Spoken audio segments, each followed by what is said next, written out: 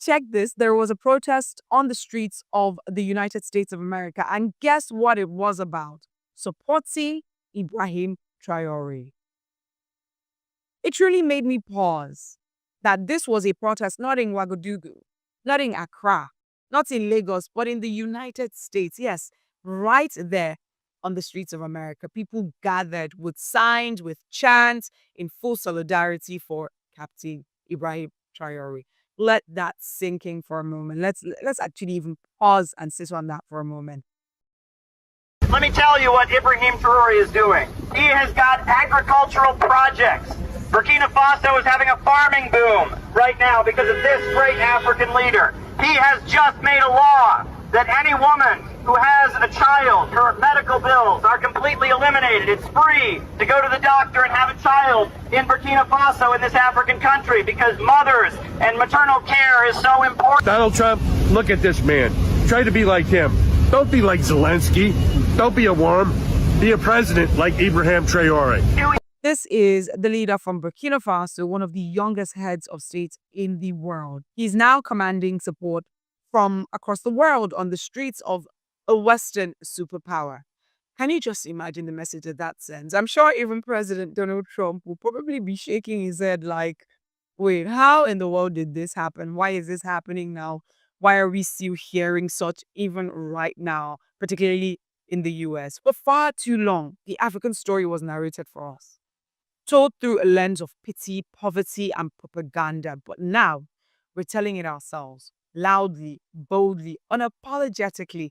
And what we're seeing is a global Black consciousness beginning to align, not just on the continent, but across the diaspora. We're seeing it echo, we're seeing it reverberate. For a lot of Africans, Ibrahim Traoré represents more than just political power in Burkina Faso. To them, it symbolizes a new era of African resistance to colonial residue. He has rejected Western puppeteering. He's nationalizing their resources. He's speaking truth, and not the kind of truth that makes headlines in Western media. The kind that awakens the people. In fact, the kind that Western media tries to hide. And guess what? That awakening is contagious, spreading like wildfire across the globe. So when I saw this protest in the US, I was shocked, because what that moment proved is that this isn't just about Africa anymore. It goes beyond that. The entire Black world is watching, learning, aligning. And it's no longer a crime to actually say that you're pro-African.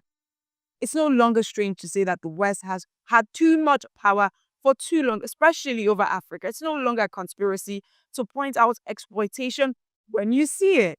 Africa is not being silenced anymore. Africa is rising.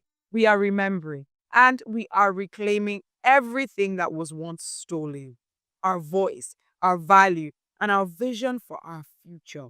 So to see people thousands of miles away standing up and saying, we support Traoré, we support African sovereignty, that tells me that the tide has turned, right? The world is beginning to take notice of Africa, not just as a charity case, but as a force, as a continent that is done begging for seats at the table. Now we're building our table, or we're coming to the negotiation table with power. What are your thoughts about this? Drop your thoughts in the comment section. My name is Ify Igwe, reporting from Nigeria's The African Diaspora News Channel. See you on the next one.